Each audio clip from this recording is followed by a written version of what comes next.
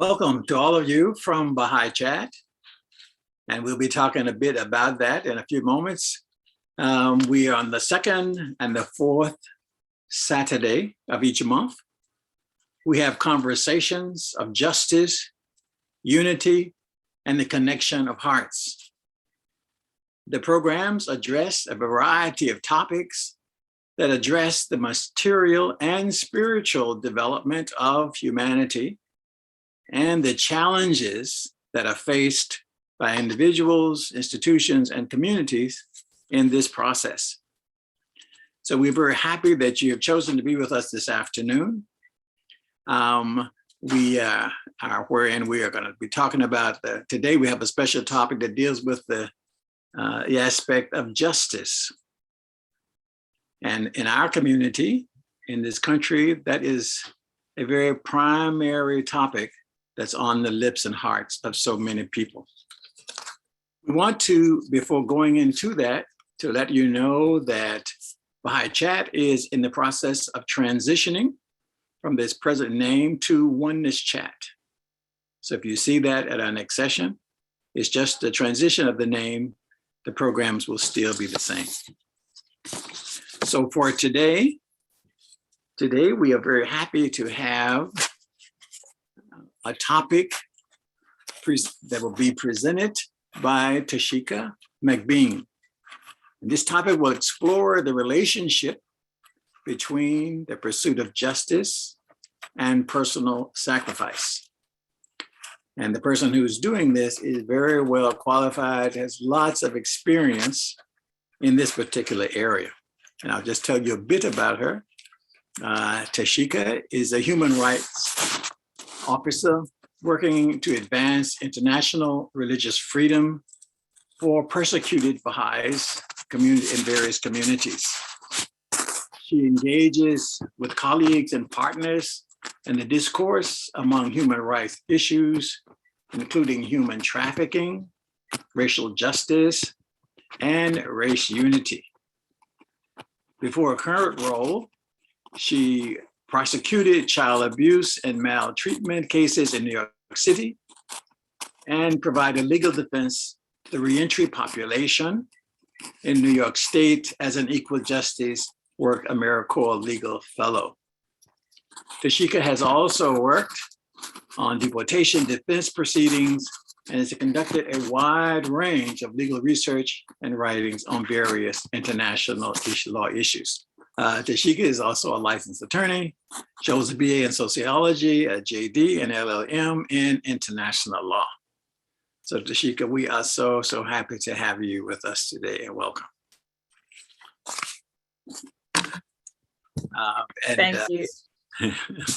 Great. Thank you for doing it with us. This topic is so important with us here in 2022, and so many people are impacted by the idea of justice and sacrifice, and we don't very often hear that combination. So it's going to be interesting to hear what you have to present for us. Tschika, before you start also, I want to say congratulations. I understand that you're a newlywed. And so we are very happy for you and your hubby. And we know that your household will be a light to the world, because every new home that's filled with what you're talking about, justice and sacrifice and all of that, what that entails, will be a light on our planet. So congratulations. Thank you very much, Charles. Thank you for that great introduction. And good afternoon to the audience members, I think all over the world. And I want to thank you all for coming together to explore this conversation of justice and sacrifice. I'm very excited about this topic, and I know there's an option to include your comments and questions in the chat, which will allow us to engage in a whole conversation, because these are questions that's been on my mind. I'm sure that a lot of folks have been thinking about the connection between justice and sacrifice, not just materially, but spiritually as well. As Charles mentioned, I'm a human rights attorney, and it was through my experience of being a human rights attorney and working with, formerly incarcerated individuals, child abuse and maltreatment, that I constantly question whether the pursuit of justice requires sacrifice. And honestly, in the beginning, it was like a bit of a complaint, like, why does the pursuit of justice requires so much sacrifice? And, you know, if there's a spiritual meaning behind this connection, when you look at throughout history where individuals advance justice, you see a lot of time, energy, emotional toll. And I wondered, like, is this the equation? Does it have to be this way all the time? And it has to be a spiritual significance connected somehow, because we see all the greats, you know, Jesus Christ, Baha'u'llah, all the great advocates of justice sacrificing so much. And, you know, that was just a question for myself. And so I'm happy that we're engaging in this conversation today. And during my role as a defense attorney for returning citizens, that's where I really question this connection. As Charles mentioned, I was Equal Justice Legal Fellow, and my role was to, you know, engage with returning citizens and the public, institutions and in the community that I was placed, to find ways to successfully re-engage these citizens back into our community by removing barriers to employment, housing, education, just finding ways to embrace a community that has suffered so much in terms of persecution and stigmas. If you have a criminal record, no one wants to interact with you. But as we know, we can't discard people. So how do we successfully re-engage this community back in society? And that was my main role. And if you know anything about equal justice work and public service, you know, the job didn't pay much. We were told that we had to engage with community members to make our work successful. And we also had to find creative ways to overcome these huge barriers. A lot of time these cases are not picked up by attorneys. So there's a lot of client need, but few attorneys. And so my caseload was about 100 and something, I can't remember, but you have to find a way to be of service to people who are in need. And there's a particular case that stood out to me. I'm going to change the name to Rose, Miss Random Rose. And I can remember there was this client who had committed a murder. It was very, very serious at 17. And he spent about 20 years in prison.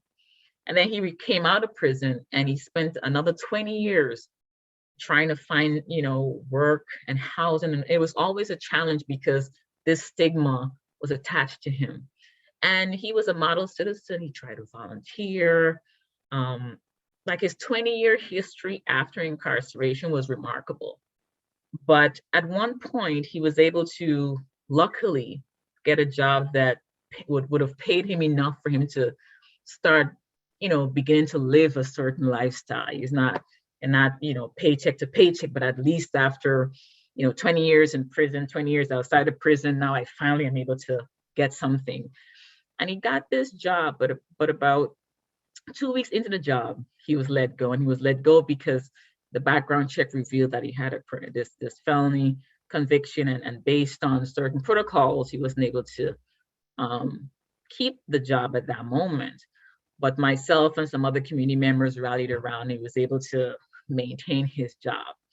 But I questioned, you know, what is enough punishment for a crime? Does crime have to be perpetual? Is it justice? You know, why did it take so many actors to come together to advance justice for this individual? And so I started questioning justice, oppression, sacrifice. And, you know, that was, I guess, the foundation for this conversation today. And so the question for me was, what is justice? And as we know, justice, you know, colloquially is about fairness, and fairness means, in a way, you know, imparting impartial and just treatments for behaviors without favoritism or discrimination. And, you know, in this plane, we see justice equate to fairness, and fairness, no bias. But I wonder, but then in our current manifestation of justice in our society today, we see so many instances where unfairness seeps into the systems that we create. And so the question for me was, what is the spiritual foundations of justice, and how can we incorporate that spirit into the current framework that we have built today? And so I want to highlight a few quotations from the Baha'i faith that kind of speaks towards the importance of justice, what it means to our society, and how integral it is for us to build systems that are truly fair and balanced. And these are some of the quotations that I found to be speaks to what true justice would look like. In the Baha'i writings, it says, "The best beloved of all things in my sight is justice." Another one says, "No man can attain his true station except through justice." Another one goes, "The light of men is justice. Quench it not with the contrary winds of oppression and tyranny." And then, "No light can compare with the light of justice." And this part I found really, really important and key. It says, "The establishment of order in the world and the tranquility of the nations depend upon justice." So the establishment of justice is directly linked to the establishment of order and tranquility and peace in the world. So by any means necessary, we have to figure out a way to master the implementation of justice to see the type of world that we all desire, which is order, peace, tranquility, happiness, and so forth. Another quote says, "Be vigilant that ye may not do injustice to anyone, be it to the extent of a grain of a mustard seed." And that's a heavy quote to think about. Not even a grain of a mustard. That's how integral the advancement of justice is, that no human being should impart injustice to anyone. And then it further goes, mere knowledge of the principles is insufficient. And it's true, we all know and admit that justice is good, but there needs to be volition and action to carry out and manifest it. So this was a quote that really linked justice and action. It's not just gonna manifest by wishful thinking. There needs action, it needs volition, it needs work to establish justice. And justice is linked to the establishment of order and peace in the world. So there's no escape. Justice requires action, actions require people, and there's some role for everyone to play. And but when you think about justice, and because I worked in the criminal justice system, I looked at, is our criminal justice system just? Because I had just, completed working with returning citizens, and I saw the impact of, laws and policies regarding folks who have criminal records. And I wondered, is our current system just? And if it's not just, what is needed to advance the system towards true justice? So I looked at our criminal justice, because that was my experience, the criminal justice system. And I found that, when we kind of analyze our current system, justice is based on the twin pillars, reward and punishment. Justice cannot hold without reward, punishment. It has to be some level of accountability when, someone does something that is wrong, right? So accountability is necessary. When we think about the current manifestation of our criminal justice system, we see that it's primarily based on punishment, and the hope of rehabilitation is adversarial. Usually one person is the winner. Sometimes it's not even the victim. Sometimes the perpetrator gets off, right? And moreover, you find that a lot of victims not truly restituted. If you think about, may someone hurts a member of your family and they go to jail, but then the effects of that last for a long time. So what is true restitution if at the end of, for example, a criminal case, the victim is not fully, wholly recompensed? And so when you think about the current manifestations, and I know that there's instances whereby restorative justice models are being implemented within the criminal justice system, whereby the perpetrator, the victims, members of their community come together and actually talk about the offense, talk about the impact. The victims hears apologies, and that kind of heals the emotional heart in a way. But then the perpetrator still has to go and be accountable for his offense. And so there's different models of justice floating around, but the current system that we have now, we see that the effects on the individuals will lead to, as I said, dissatisfaction. The victims are not truly recompensed. Human resource, which I think both the victim and the perpetrator, if it's not fully, if the sentence is in terms of the length of time and within that sentence, there's no avenue for rehabilitation, education, change, then that loss of human potential is there.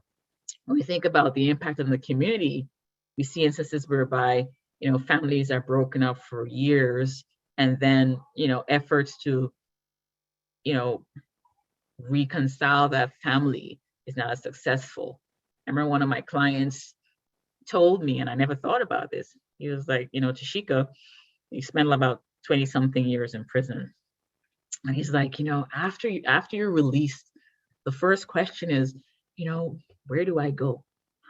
Where do I go? And I never thought about, that's a deep question. Where do I go? Do I go to family who probably don't know me after 25 years? Like, and that was a question that made me sit down and think about, because we don't discard people, and there's room for some people to serve their time and then come out of prison. What are the steps that we've implemented to successfully reintegrate?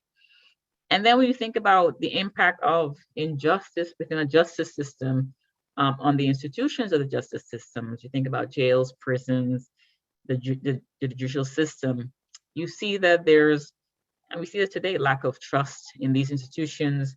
The system is overburdened. A lot of innocent people are within the prisons. And there's so many instances of various levels of injustice.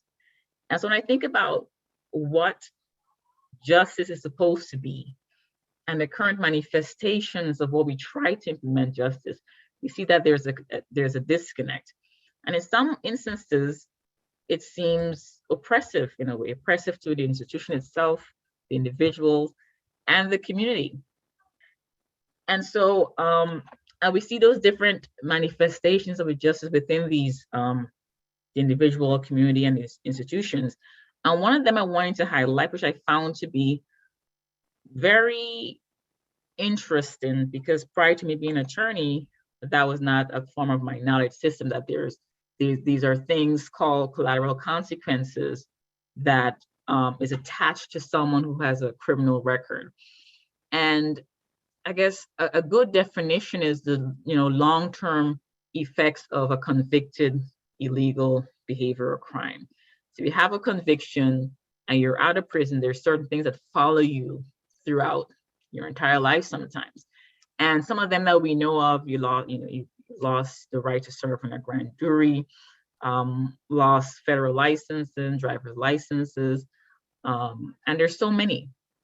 And so when I was living in Washington, D.C., I kind of looked to see, if you have a record, how many things are you barred from? And it turned out, or barred from, you cannot engage from your, certain rights are wiped from you. And it's about 637. When I did that search, it came up to 632, but today it was 637. And some of these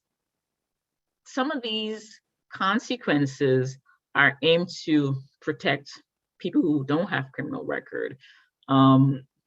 It's aimed to deter bad behavior and all these different things. When we look to the human impact of these collateral consequences and the real world impact of them, I question whether these collateral consequences are just.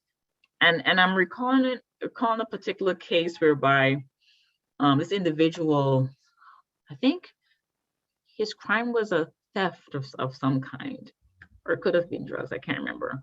He served his time in prison. He had a daughter. His child support arrears went up to a whole bunch of money, like thousands of dollars.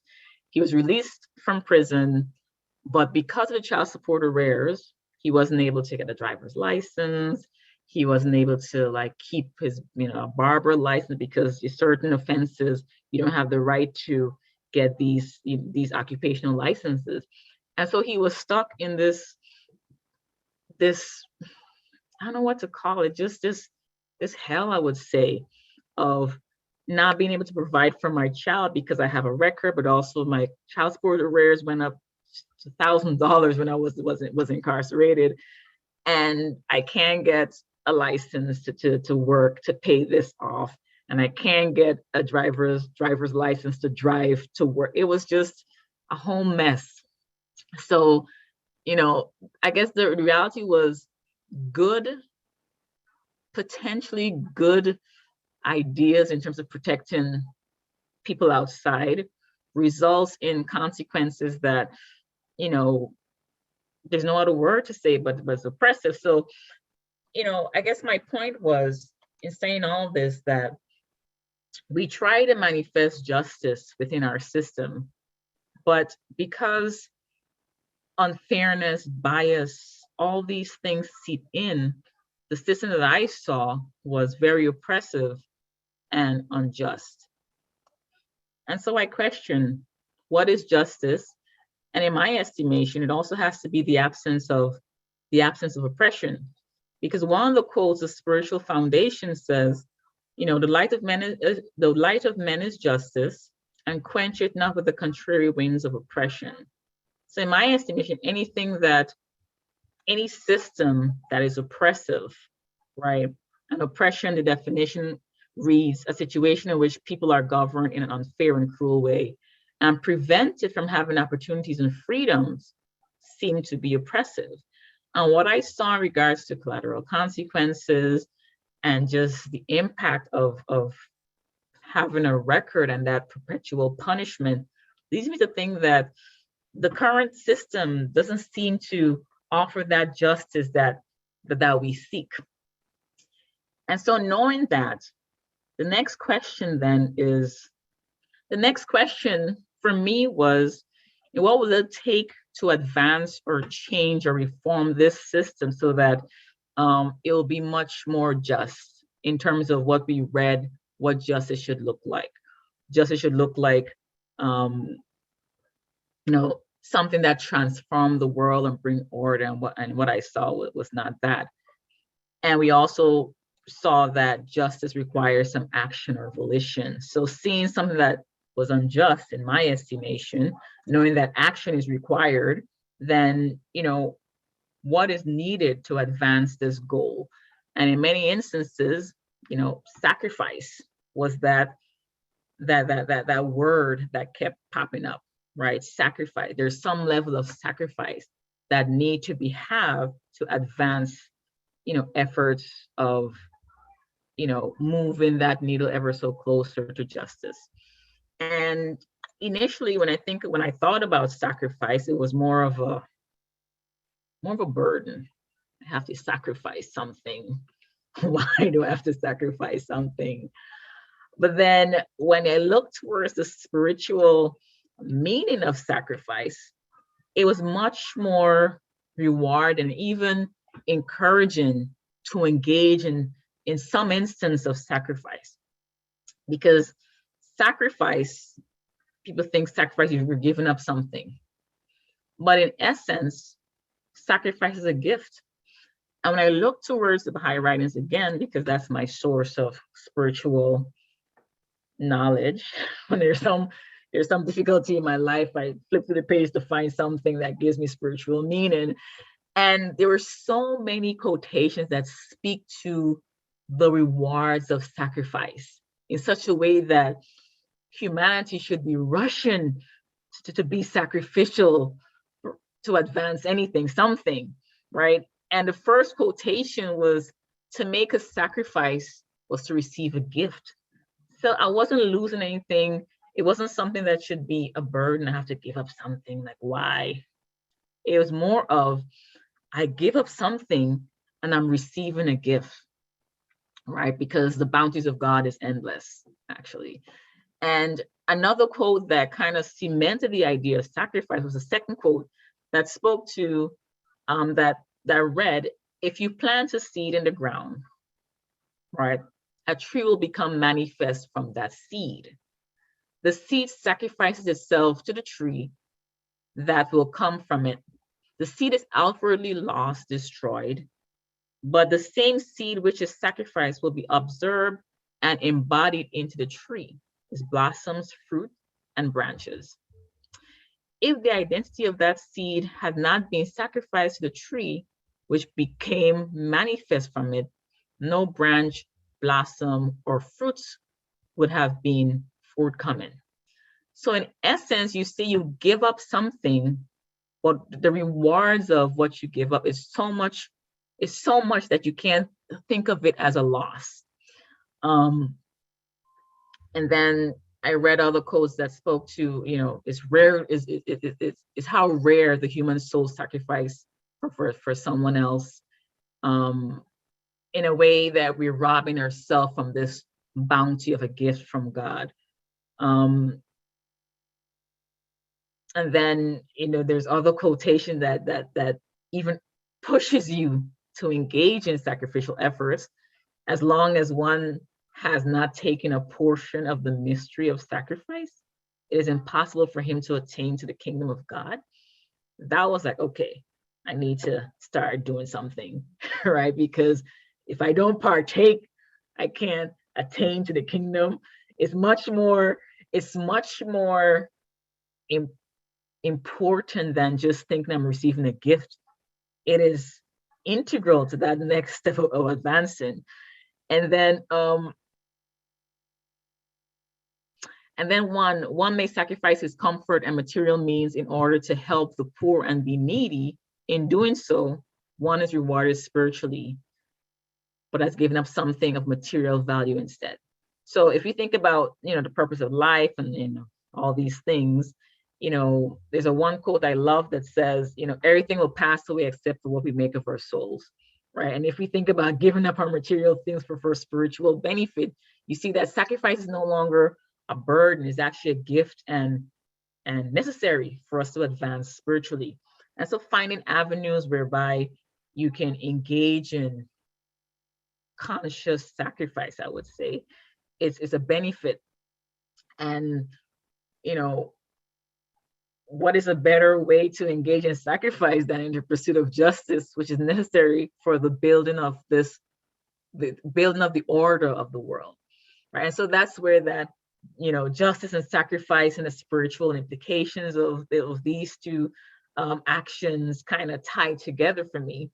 And then now the question is, let me look for examples throughout history whereby individuals just like me and you engage in advancing justice, consciously engage in sacrifice, and how those actions move the needle of justice ever so far. And the first person that came to mind in terms of civil rights, I was in my attorney mind, civil rights, human rights, was Martin Luther King Jr. And we all know the sacrifices that, he engaged in, the work that he did, and how, but for his work, where would we be? What was the point we were going to be in society, right? And so I wanted to highlight, and this is just a grain of the sand of the things that he engaged in to advance everybody, right? As we know, he led the Montgomery bus boycott to protest the unequal treatment of African Americans due to Jim Crow laws, which, as we know, enforced racial segregation. He organized the Poor People's Campaign to address racial economic injustice. He aided in the organization of the March on Washington, D.C., where he made the famous speech, I have a dream. We all know that speech throughout our history and our education days.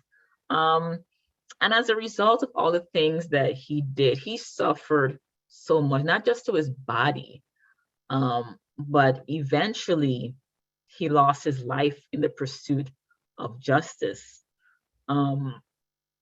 And one thing he wrote about in terms of sacrifice, which I found relevant to this talk today, he said that I'm convinced that the universe is under the control of a loving purpose, and that is the struggle for righteousness. Let me read that over. I'm convinced that the universe is under the control of a loving purpose, and that in the struggle for righteousness, man has cosmic companionship. He also mentioned, or he also wrote and said that because he engaged in nonviolence to get the message across. And as we know, for example, the sit-ins whereby many African Americans, purposely, entered restaurants and diners whereby there was a segregation, and they sat there and they were beaten up, right? But they did not respond in violence, right? And that act in itself was so powerful that it transformed the direction of the civil rights movement. In regard to the nonviolent method, Martin Luther King Jr. said, "The method of nonviolence is based on the conviction that the universe is on the side of justice. It is this deep faith in the future that causes the nonviolent resistors to accept suffering without retaliation." I also read a famous story whereby, I think it was 1962, he was making a speech in Alabama, and this Roy James ran up to the stage. He was upset about, the values MLK was promoting, and he beat him up. It was horrific to even view. And, he did that knowing that he probably would have gotten beaten up by, the majority African-American audience. But Dr. King said, don't touch him, don't touch him. We're going to pray for him. And no one touched him after he bloodied Mr. Dr. King's face. But in doing that, it showed that even in the face of injustice, there was no retaliation. And in a way that was to show that distinction between violence and nonviolence, and pursuing justice in a way that was centered on, I guess, God and the spirit, right? It showed that stark example. And I think that was worth mentioning because it was a choice not to retaliate. It was a choice not to engage in nonviolence. It was a choice to forgive. It was a choice to, even after that experience, continued so strongly to push and fight the advancement of civil rights. And I think that is a concrete example of someone who pursued justice throughout his entire life and suffered so much, but still chose to continue that fight. And the impact of that are so many benefits that we today enjoy in regards to the, civil rights and so forth. Another icon that I wanted to bring your attention to today was Ida B. Wells Barnett. And, she was a civil rights advocate, a journalist, feminist, and a couple of years ago, she was branded an American hero. She had her own doll, all these things. But throughout her history, she also engaged in this fight to advance justice, even at the risk of injury, death at one point. And she ran a newspaper, for you guys who don't know, that championed anti-lynching narratives. She wrote about the impact of lynching. She gave stories and examples that the world, didn't see before. To bring in those actions to the public in such a wide way angered so many people, to the point that her newspaper office was burned down. But and her life was threatened. So many things happened. But even at the face of injustice herself, and enduring, I guess, self-sacrificing. I mean, she could have given up at that point, but she decided to continue and pursue the advancement of women, especially in terms of the women's suffrage. And eventually she was considered one of the founders of the NAACP. And then at one point in 1918, we'll get to Abdul Baha in a minute, she was attracted by the principle of the Baha'i faith. She organized a panel where Abdul Baha spoke, and it all connected in terms of her fight, or an ending fight for justice, choosing to sacrifice so many things to advance justice, not just for herself, but for other people. And I think, and again, this is just like a grain of sand worth of information about these individuals. So I encourage everyone to just read about their stories, right? And learn so much about these amazing individuals who paved the foundation for the lives that, we're living today. Another key actor that I chose to talk about today is Gregory Lewis.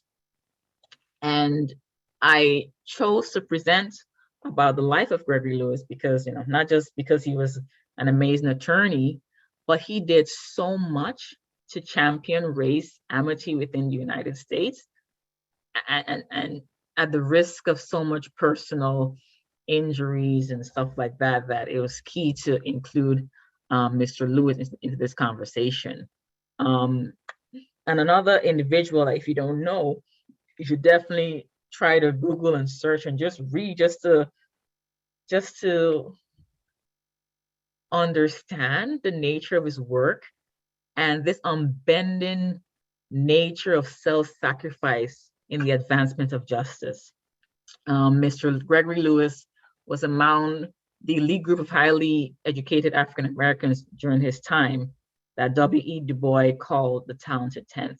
He was educated at the best schools for his time during that time. And around, I guess, 1910 to 1950, he engaged heavily in the teaching of the Baha'i faith, which speaks primarily about unification of mankind, eradicating discrimination, all types of discrimination, and especially advancing race, amity, and unity within the United States, the advancements of women, the equality of women, all these principles that Baha'is believe, if it's implemented, would move us ever so closely towards seeing a world of peace and justice and unity. And so for 40 years, he effortlessly engaged in spreading this message.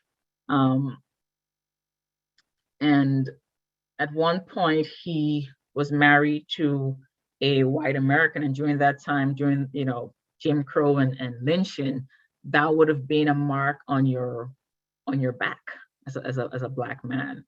But he engaged in that process as a way of showing that race unity is possible in a way that is respectful and bring forth racial unity. And he's traveled throughout the United States and across the world, but during that time in traveling the United States, he was at risk for lynching himself. He was at risk of death and bodily injury, but these did not stop him from advancing the work. And lastly, due to his work in terms of promoting racial unity, a lot of the early civil rights leaders, were attracted to the ideas of racial unity that he promoted during that time. Some of them became Baha'is. Dizzy Gillespie was one of them. And Alan Locke as well.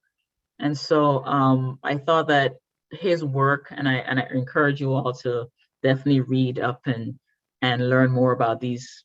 I mean, there's so many figures that advance racial and racial justice and justice in general for all of us. I think it's very worthwhile to engage in learning more about these figures. Next slide. And so I mentioned Abdul Baha when I spoke about Gregory Lewis, right? But now I want to speak to who Abdul Baha was, the person of Abdul Baha. And, you know, Abdul Baha, for those who are not familiar with the Baha'i faith, is considered the perfect exemplar of the teachings of his father, Baha'u'llah, the founder of the Baha'i faith. And the teachings of the Baha'i faith really speaks, as I said, to unity, peace, nonviolence, freedom from discrimination. And he was the embodiment of all these principles and qualities: forgiveness, honesty, kindness, so many, right? And he was a living example of we can actually become, we're able to embody these principles that we admire in these religious figures. Abdul Baha was center of the covenant. He interpreted the Baha'i writings. And for 30 years, he engaged in the growth and development of the Baha'i faith. Because as I said, the teaching of the Baha'i faith is centered on oneness and unity and advancing the world to a place whereby discrimination no longer exists and people are able to become, I guess, the full version of themselves, right? And again, throughout his life, he experienced so much suffering in the promotion of these principles. But, you know, that suffering did not stop him from continuing to engage and advance this message of unity and justice throughout the world.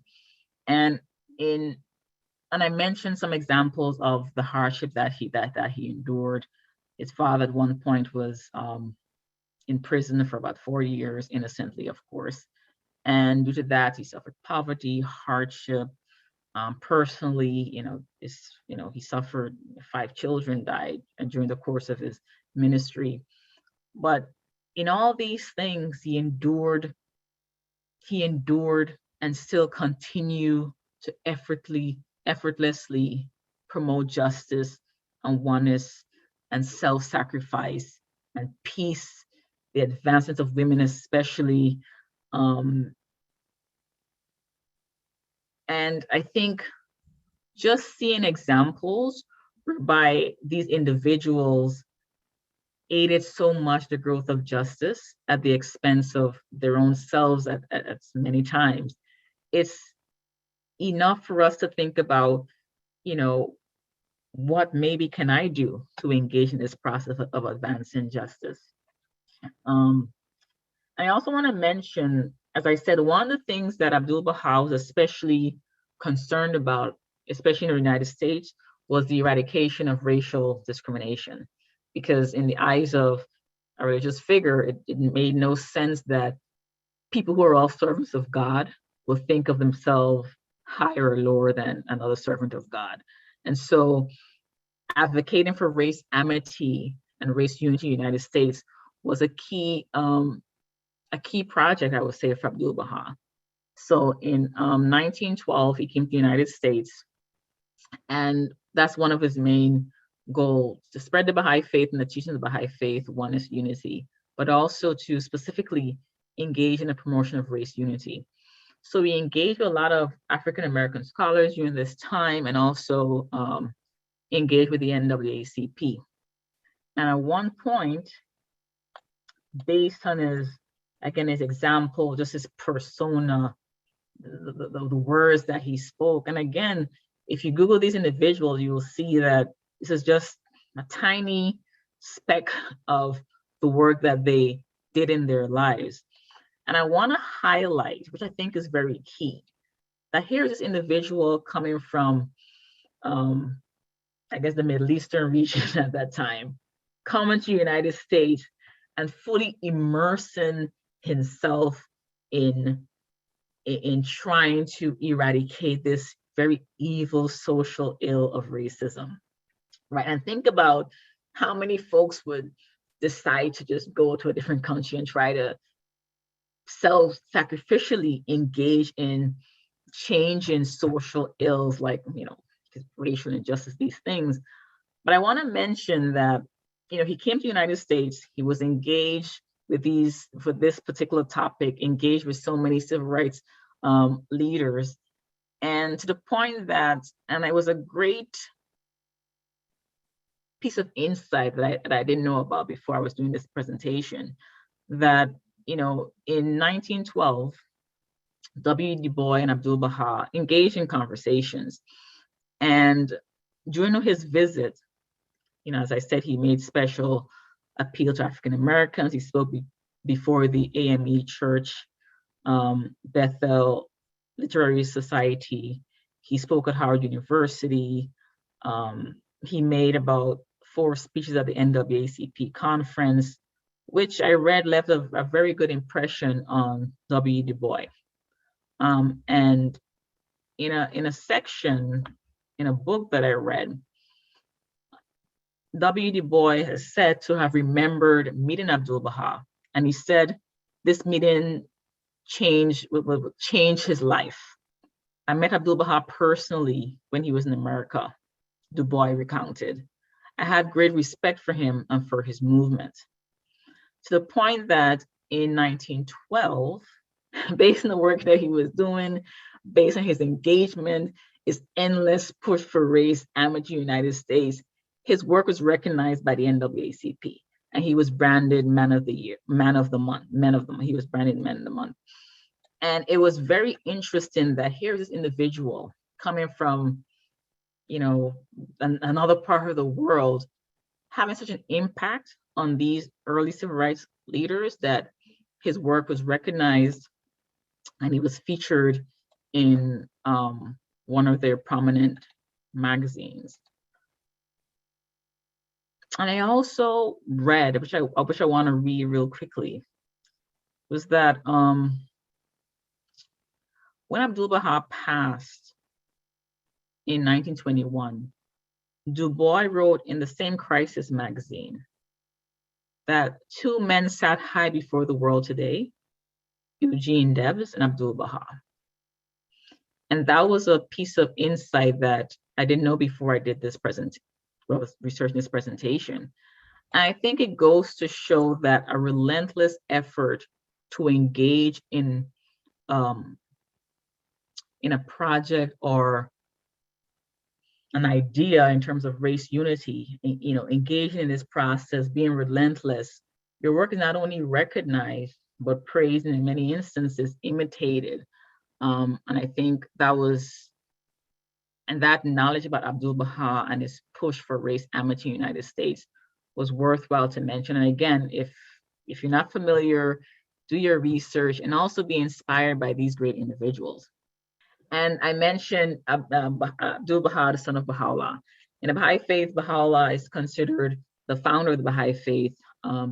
He is a manifestation for God of this age, and the director, the establishment of the kingdom of God.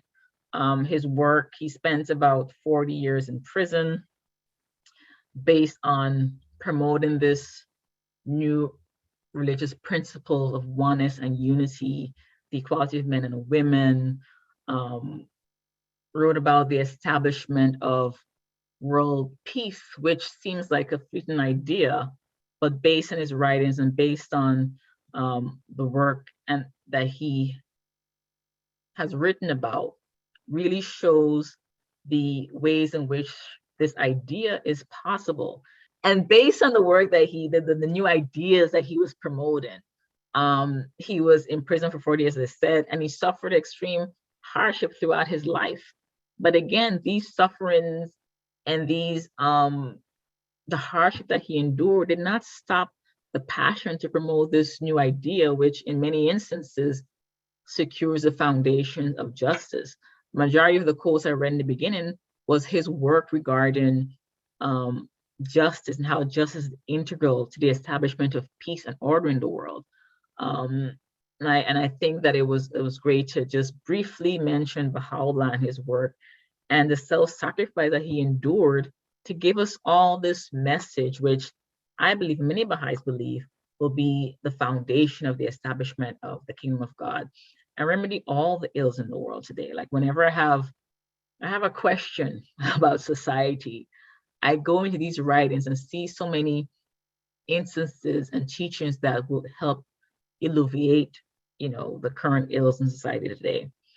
Thank you very much, Tschika. We have some questions for you, and we're going to ask others if you have things that you want to talk about, have questions for Tschika, please put them in the chat. Thank you again, Tschika, for carrying us down this path. And I mention it that way because, like, particularly in this country and in the world as well, I mean, justice is so on the hearts of the ordinary people in every aspects of it. In the last couple of years, there have been so many questions about what that is, where is it going, questions about the whole process of the institutions of justice. I mean, it can be kind of frightening. And I was just curious as to why you decided that you wanted to even look at the public service aspect of dealing with this within your profession and how it entails justice. Thank you, Charles. I think when I think about it, I think growing up, I saw my parents. First of all, I'm a member of the Baha'i faith, and my parents and grandparents are also Baha'is. And so throughout my life growing up, I saw that my grandparents were involved in helping people whenever they got a chance to do so. My mother, she was the principal of a nursery school, and she was engaged in helping adults learn how to read in some instances. And she would always say, you have to be, what's the word? You have to be of service. You have to be of service. And so I never questioned it because that's what I saw and that's what she told me. You have to be of service. Mm-hmm. And so I just, based on that, I decided to go into public service because that way it could be of service to other people. Mm-hmm. And I guess my family and just hearing that and thinking it was natural, I didn't question it. And so I decided to engage in service. And that's where it started from.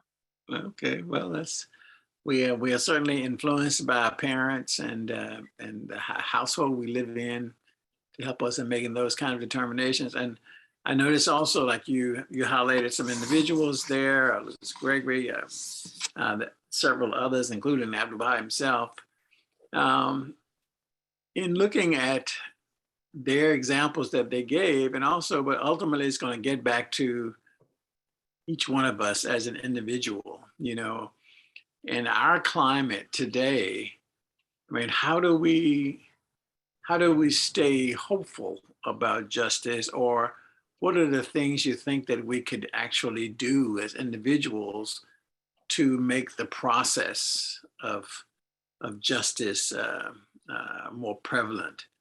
And we have many examples, everything from people screaming very loudly about it. There are all kinds of demonstrations. I'm sure there are other people who are quiet. I mean, based on your experiences, what would you suggest? For me, the Baha'i faith is the foundation of my, spiritual principles. So whenever I have a difficult question, I go try to seek answers in the faith, the writings of the Baha'i faith. And one of the teachings speak about the betterment of the world is accomplished through pure and goodly deeds and through commendable and seemly conduct.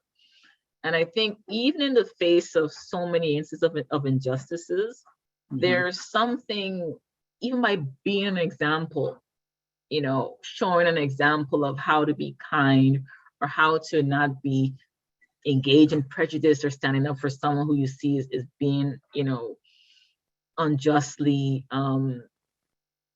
engaged in some form of justice. Just being an example is a way I think you can engage in that process. And interestingly, there's so much to be done, but there's no requirement for everyone to do the exact same thing because our talents are so diverse and different. And so finding any way to engage. I mean, there's so many instances of injustice, not just criminal justice system. You think about environmental justice, women and men's issues, children issues, migration, immigrants. There's so many things, right? And if young kids say pick a struggle and put your whole into it, and advance that needle ever so slightly. And you also ask me, like, in the face, the current system is so, it will cause anyone to freeze because the volume that we have to tackle as a group is so enormous that you just want to, it's too big. And so you want to freeze. But if you just engage little by little, right, the problem eventually, hopefully, disappears. And I usually think about long-term instead of like currently, because you think currently is like too much.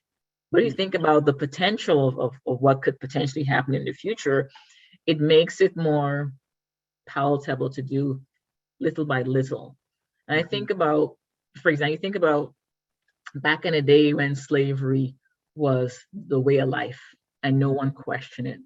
And my ancestors who were enslaved, I can remember my grandmother telling me that her grandmother was a baby slave. It was so close in history to think about. And at that point, they never thought the system will change. Like, it just seemed so impossible. Like that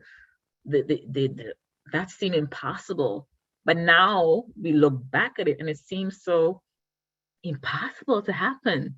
And so I hope that if we think about the future, we think about the current system, I hope in the future would seem impossible for humanity to have endured.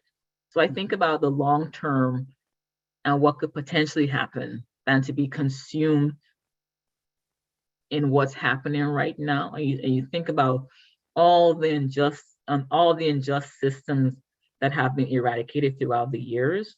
And at that time, they thought it was not possible to change. But now we saw that it's possible to change. And that should give us hope that the current injustice that we see today is possible to change as well. It just takes these incremental efforts to chip away at those social ills. I see. So be satisfied with small steps to. Be not satisfied. I'll not be satisfied, but I'm just saying that not be discouraged by be small steps. Yeah. Because even the small, what's this quote? I mean, I think in the Bible, like, it's something what you read it, I can't remember, but it's like small steps could destroy a mountain or something like this. But you know what I'm saying? Like, incremental steps could chip away even a mountain. Right. I should not be encouraged by the small steps and the small progress that we've made. Right. What are some things you've seen encouraging in dealing with some of your clients who have come back? You described the kinds of things that they're experiencing when they get out. It almost sounds as if they are being punished twice. And I mean, do you have any encouraging examples? I mean, how do they deal with that? I know it's hard. Must be difficult because you think after having served your time, you get out, you're ready to get back into the mainstream of things. I mean, anything that stands out to you with that? And also, I mean, I'm sure your legal service, that's certainly something there for them, but are there other things that if we, with people, or we know people like that we could do in a community, and kind of resources that might be available for them? Yeah, I guess the beauty that I saw in the community I was working with in upstate is that, a lot of community members were engaged in finding ways to assist people who've been formerly incarcerated. There were drug treatment programs, there were like food pantries, there were community gatherings for discussions and reflection, and these support groups. And there's a few people doing a lot of things, but together it was a lot to encourage formerly incarcerated individuals to find paths to reintegrate in society. And I can remember one time I went back to the community, and one of my clients couldn't get a job because there were some outstanding cases on her criminal record. And in some instances, the case might be closed, but it's still showing open. So when you apply for a job, you go into the not hired basket. So you have to go in and try to request for the case to be updated. Mm-hmm. It's just, you can't even imagine, what individuals have to go through. But we were eventually able to clean up her record and close a lot of cases that were supposed to indicate closed or should have been sealed and all these things. I remember going back and she was working at Target, and we smiled at each other. And it was just a heartwarming moment that after all this time, she was able to work and feed her family and try to leave that, life in the past, right? Because a lot of people who are, some people are not remorseful, and, that's another group of individuals, but the majority who are remorseful, with the right support, find avenues to reintegrate. But it takes a lot of community support as well. Okay. I have a question. It says, if you're in a community where there's no racial diversity, how do you teach the oneness of humanity and the acceptance of all people? How do you profess the principles of the oneness of all religions when there are in these small cities over 60%, 64 churches of various denominations? Any thoughts about that? In a community where there's no racial diversity, how do you engage in bringing about ideas about racial diversity? Am I butchering the question? I think perhaps that's probably what is meant there. I think maybe examples. I think, hosting documentaries, because I think people who don't know will never know unless there's proximity to the issue or an example. And I think, documentaries, bringing in a speaker to speak about certain issues, will at least open the door to some level of knowledge and understanding and kind of break down those barriers. Because there was an issue that, I'm not going to mention, I didn't know about until I was in direct proximity to an individual, and I learned about that particular issue, which transformed my entire mind about thinking about that issue. But unless I was exposed directly, and I hate that it had to be directly, I would not have been able to change my perspective on that particular issue. So exposure to information and education is, I think, one of the best ways of breaking down those barriers. Because if you don't know, you don't know. Right. And I think it's not about forcing stuff on people. Like, you open your home or space and allow those people who want to engage. And then it kind of balloons from there. Also, you mentioned the idea that oppression destroys justice. What are some of the prevailing assumptions about oppression? I think one of the things that I find interesting when people think about oppression is that they think oppression only affects the person being oppressed, right? And not know that oppression affects the oppressor as well. So when someone is oppressing, that means they're also in some way oppressing them, so either spiritually or mentally. So I think one of the key takeaways of what we assume about oppression is that it affects everybody. That's a group. Oppression is a group oppression, not just for the people being oppressed, but also the oppressor. Yeah, we don't normally think about it that way, do we? Yeah, and see that. So, like, if then in thinking about it, like in our society today, the kinds of definitions that you gave about justice we may not hear those very often. Mhm. Could you kind of talk about that a bit again, like what is it, and what really is the foundation, the purpose of having society based on justice? You started off by saying that it's the foundation of everything. Mhm. So, why is that? I mean, why is that the foundation of it all? And how do you see that being the key thing to build community if we're going to change the society? I think my first impression is that, and I always go back to the writings about justice, because I think that is the truest definition of justice. I'm quickly gonna say, like, when you think about, because that's, spiritual knowledge is a knowledge itself, and I think that's the purest form of knowledge in many instances. And you think about, you can have knowledge from your experience, you could have knowledge from your cultural history, you could have knowledge through academic courses, you could have knowledge through science. You also have knowledge from religion and the spirit. So when I highlighted these quotes, the best beloved of all things in my sight is justice, and no man can attain his true station except through justice. And the one that we spoke about in terms of justice being the foundation, let me read it. No light can compare with the light of justice. The establishment of the order of the world and tranquility of the nations depend upon it. And I think justice allows for everyone to be treated fairly. Justice allows for folks to engage into society without discrimination or just being treated unfairly. And that reality, I think, allows people to want to engage, holistically in the advancement of society.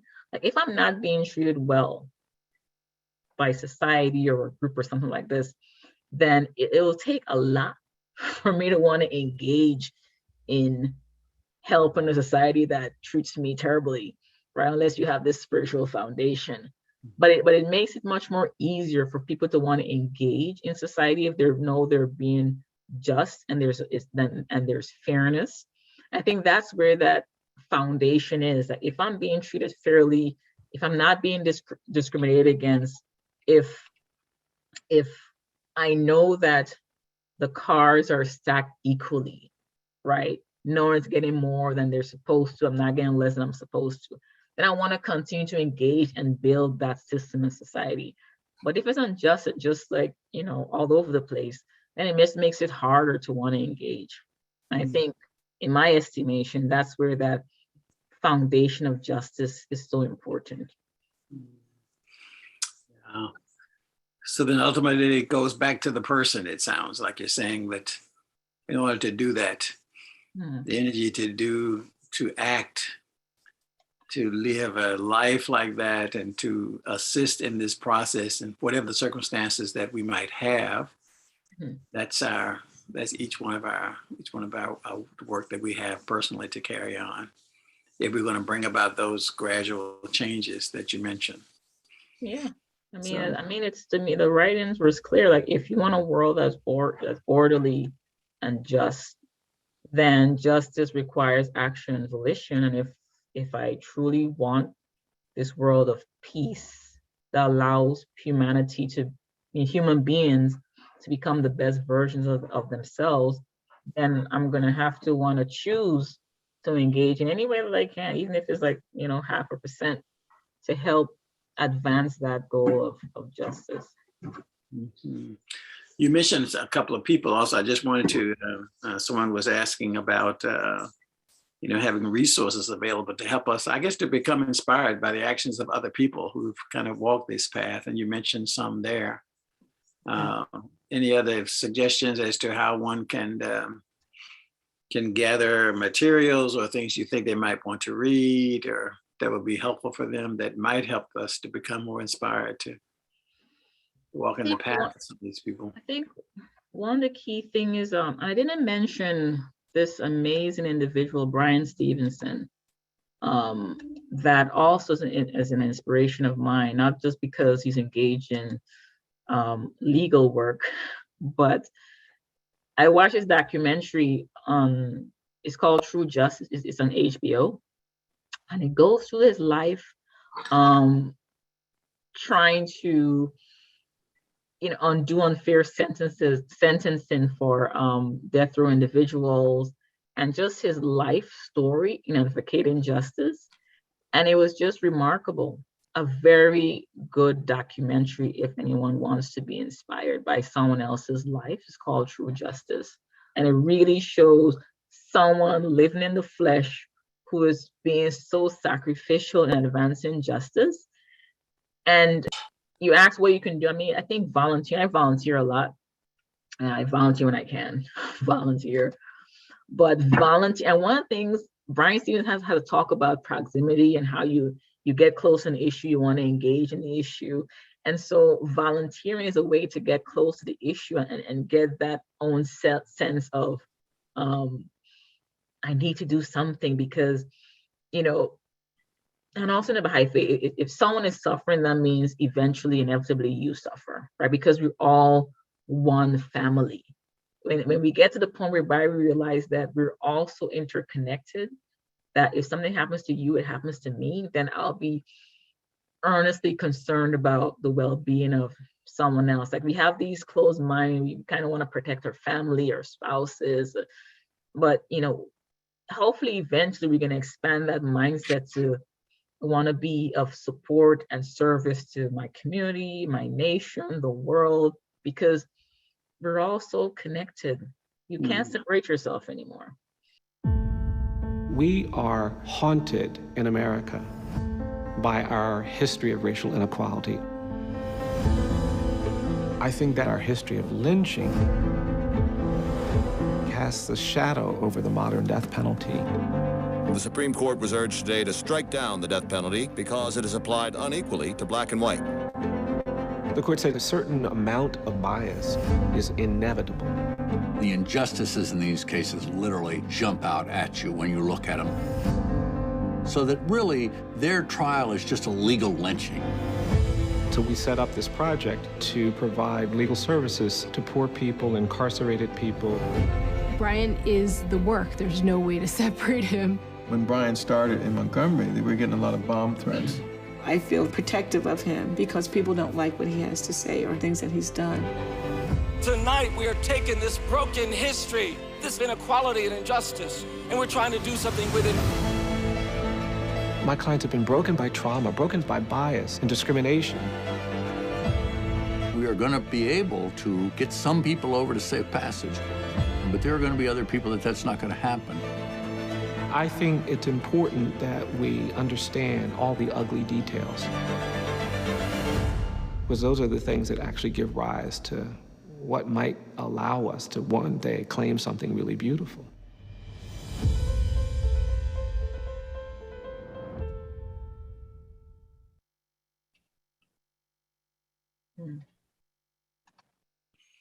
Wonderful. That was just a snippet, but I think it's like an hour-long documentary, but it was just so brilliant, and it's going to make you want to go out there and do something, anything. I was looking at the question list myself. Someone wanted to know, what do you feel about the capacity of the existing legal system to approach justice as defined in the Baha'i writings? And that is an interesting question because the Baha'i writings sets a very high standard for justice, right? And compared to what our current legal system is, you see there's so many layers of injustices, especially in regards to, racism and sense. I mean, start from the beginning, from the bottom to the top, you see instances of injustice. And I think, and there's always a way to, the goal is to bridge the two, right? Whereby you see principles of spirituality as a foundation of a particular system, cooperation, justice, freedom from discrimination. And so the question is, there is a way, but I think it takes a volition and action to bridge the two. And that would include volition from individual attorneys who engage in the system, prosecutors, police officers, all these folks, to take the steps necessary to ensure that when they engage in the system, they're not bringing biases, their own biases into the system. You think about the institutions and building trust with the individual and the institutions, not being overburdened, the role of the community to engage in this process. Someone in the chat mentioned restorative justice projects. And I'm hearing good reviews about engaging the community, victim and the perpetrator, to engage in, this alternative method of bringing about healing, when something wrong is done to you. And also if you want to research, that is also like a different way of thinking about, is our current system the best model, and can something be different? You always ask yourself these questions. Someone has a nice question. Someone said, how do we see injustice of today relating to the generation of tomorrow? That's a good question. I hope that the generation of tomorrow will look back, as we look back at situations like slavery and on these things, to say that was a crazy time. We will never bring that into our current generation. So I think it's an example of what not to do, right? And using what not to do to build systems that are actually just and allows everyone to progress and become the best version of themselves. Like, I think one of my biggest fear in life is people. I love people in general because we are so beautiful as people and creative and all these wonderful things. And my biggest fear is the world not being able to experience the genius of other people because of oppression and because they're blocked from avenues to advance themselves. So we lose that unique talent as a group. I always think about how much we're losing as a group because of oppression and prejudice, because we're not allowing folks to become the best versions of themselves. Like, you think about the purchases in the past whereby women weren't allowed to engage in certain fields and certain occupations and not being able to engage in society. And now that oppression has somewhat lifted, how much contribution women, for example, have made to advance society. And in the same way, what blessings are we blocking from keeping those veils of oppression on other people, religious oppression, racial oppression? Like, when these veils of oppression are lifted, how much we will advance as a group? And that's always been my anxiety, that we're losing so much because of oppression and injustice. Yeah. Well, as you say, there are many questions there, and we won't be able to get through all of them. I just wondered, maybe we could take just a couple of more. There's someone who's asking